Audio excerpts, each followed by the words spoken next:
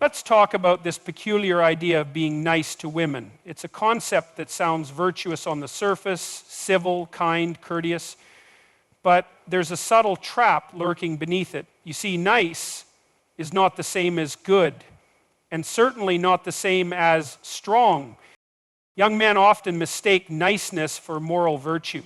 They think that if they're agreeable, always accommodating, never causing discomfort, never saying no, then somehow they'll be rewarded with affection, approval, or relationship. That's a delusion. It's a distortion of maturity and responsibility. Nice is not the same as good. To believe otherwise is one of the most dangerous illusions modern men face. Niceness is not a virtue. Niceness is a strategy, often unconscious, used to avoid confrontation, secure approval, and bypass the difficult work of building real character. It's the behavioral mask worn by those who haven't yet learned that goodness demands strength, not submission. People don't grow by being agreeable, they grow by confronting reality, including its discomfort, chaos, and complexity. When you make it your aim to be nice, you adopt the posture of someone who seeks safety through compliance. You become passive, malleable, and predictable. But real virtue, the kind rooted in depth, demands the capacity to stand up, not just to others, but to yourself. To be good, you must first be dangerous, and then you must learn how to control it. A man who has no capacity for threat is not virtuous. He's harmless. And harmlessness is not a virtue. It's weakness masquerading as kindness. Nice people often lie. They lie by omission, by silence, by pretending. They withhold truth to preserve appearances. But truth is the foundation of all moral growth. Without it, you're not building relationships, you're building illusions. Niceness puts comfort before honesty, and in doing so, it erodes trust, clarity, and authenticity. People sense this. They feel when they're being placated rather than respected. The result is not admiration, it's quiet dismissal. Nice men are often resentful men because they believe their niceness entitles them to rewards, love, attention, validation, and when those rewards don't come, the illusion shatters. They feel betrayed. But they were never making honest deals to begin with.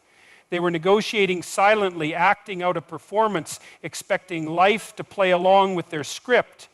When it doesn't, the bitterness grows. Resentment is the shadow of suppressed truth. You cannot be whole while pretending to be what you're not. Being nice is frequently about fear of rejection, fear of failure, fear of standing alone.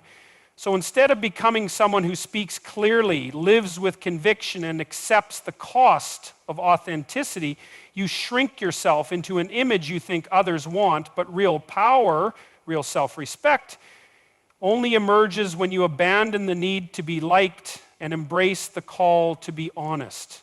It's the honest man who can be trusted, not the agreeable one. Niceness avoids boundaries. It says yes when it should say no. It allows disrespect in the name of keeping peace.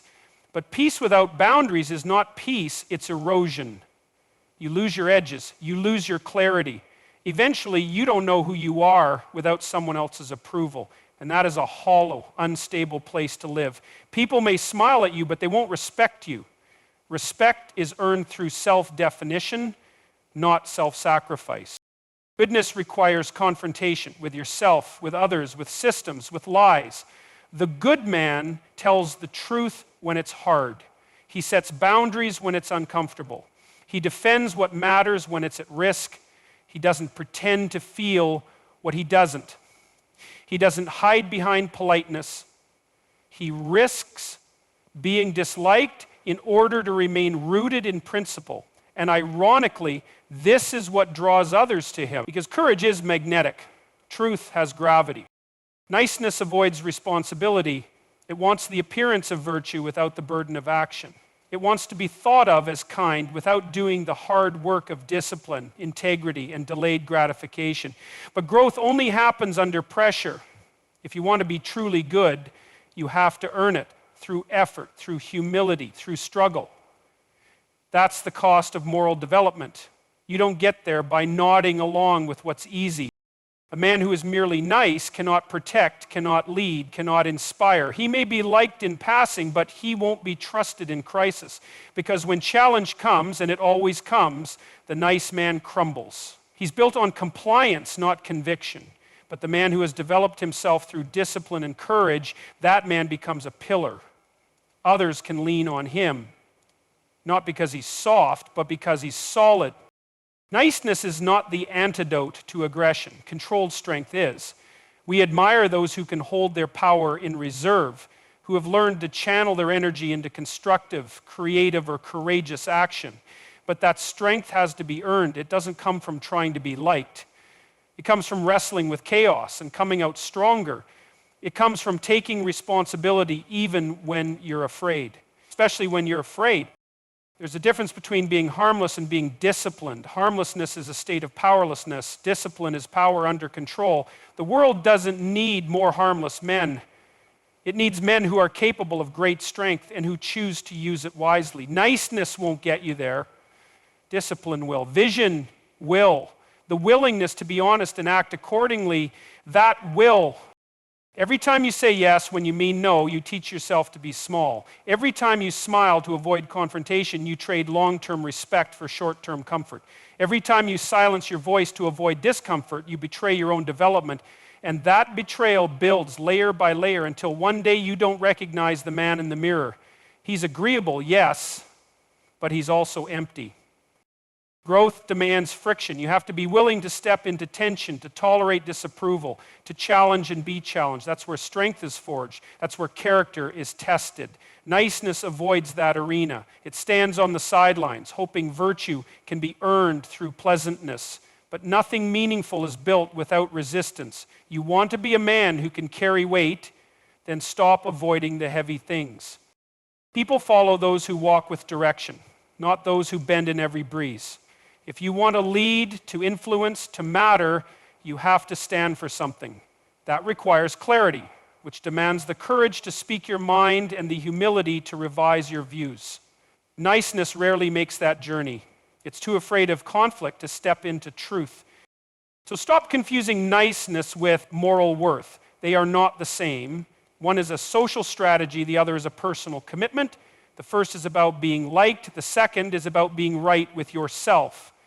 If you want to grow as a man, as a human, pursue goodness with strength, not safety.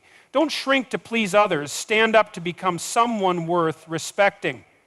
Niceness is often cowardice dressed in polite. You say the pleasant thing not because it's right, but because you're afraid of what happens if you speak the truth.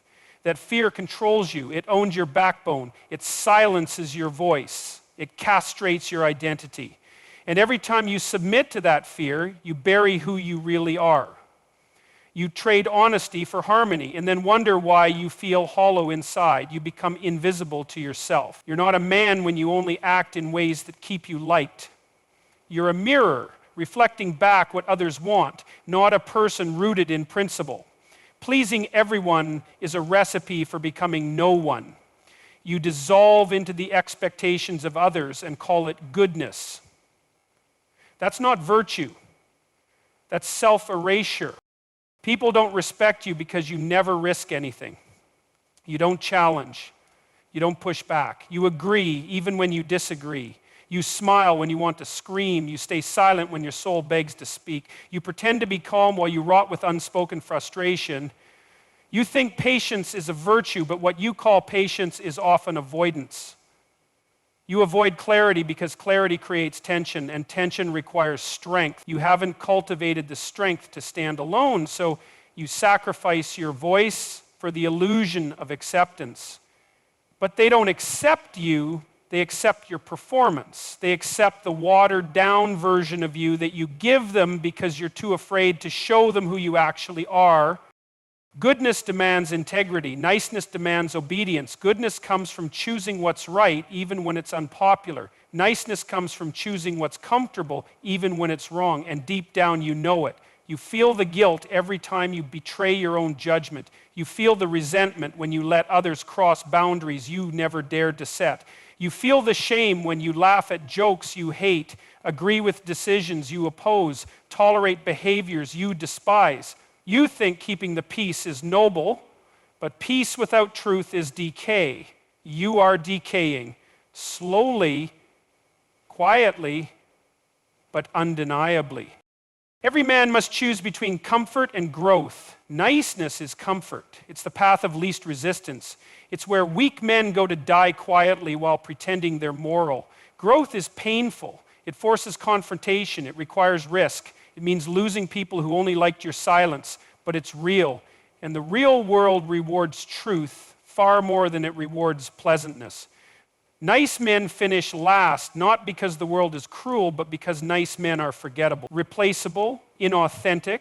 They lack presence because they lack self-possession. They give everything to everyone and leave nothing for themselves. You think you're being kind when you let others walk over you, but you're enabling abuse. You think you're generous when you say yes to everything, but you're betraying your priorities. You think you're humble when you stay quiet, but you're robbing the world of your insight.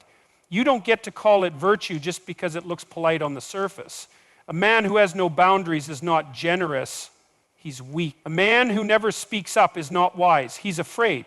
A man who cannot say no is not kind, he's lost. There is no strength in endless surrender. There is no wisdom in silence born from fear. If your sense of self is built on being agreeable, your identity is paper thin. The wind of disapproval will rip it to shreds. You have no roots if you grow only toward the sun. Sometimes you must grow in darkness. You must say what others won't, do what others fear, hold the line when others fold. That's where real men are forged, in fire, not in comfort, not in politeness, in fire. Every time you suppress yourself for the sake of being liked, you abandon your potential. You stunt your growth, you neuter your will, you give up your mission. And the world doesn't need more agreeable men. It needs men who can carry the weight of truth without flinching. The pursuit of approval is a prison, and every time you choose niceness over truth, you reinforce the bars. You might be praised, you might be smiled at, but inside you know the truth. You know you're playing small, you know you're acting, you know you're not standing where you should. And that knowing festers, it becomes a wound. It leaks bitterness into every corner of your life. You hate the people, you pretend to plead, you resent the situations you say yes to. You curse the quiet man in the mirror who let it all happen. And there is no honor in being spineless. There is no respect for the man who cannot assert himself. There is no reward for endless niceness, only exhaustion. You think you're earning points with the world, but you're actually disappearing into it, fading, shrinking, dimming your light so others won't be uncomfortable. But no one respects a dim light. They walk past it. They ignore it. They forget it. If you want to matter, you must burn. That means learning to stand alone. That means learning to speak truth that might cost you. That means choosing growth over ease. Niceness is manipulation in disguise. You're not kind, you're calculating. You give in order to get, you agree to avoid. You serve to be seen. You shapeshift for survival, but people know when you're hiding. They feel it. They don't trust it. They won't follow it. Real leaders don't seek approval, they seek truth. Real strength doesn't need permission, it demands respect. If you're only ever soft, you will never be seen as safe. You'll be seen as weak. There is a difference. People follow those who can protect, those who can guide, those who can correct, not those who just smile and nod. You don't need to be liked by everyone. You need to be respected by the right people. You don't need to be invited everywhere. You need to be rooted where you stand. You don't need to bend to every opinion. You need to hold your line with clarity. The man who tries to be everything to everyone becomes nothing to himself. He dissolves. And when it finally falls apart, when he's alone, burned out, empty, he won't even know who to blame because it was him. It was always him. Choosing to appease instead of grow. Choosing comfort instead of courage. Choosing niceness instead of goodness. So stop chasing the hollow prize of being liked. Stop dressing fear up as virtue. Stop mistaking your silence for strength. Being nice will not save you. It will not make you a man of value. It will not earn you love that lasts or respect that matters. Niceness is the mask that keeps you small. Tear it off. Stand in what is true, even when it costs you. Speak what must be said, especially when your voice shakes. Draw your line, hold your ground, and become someone worthy of carrying weight in a world desperate for strength. Be good, not soft, not safe, but good, in the way only someone who has chosen discipline, truth, and responsibility can be. That's the kind of man the world needs. That's the kind of man you were meant to be.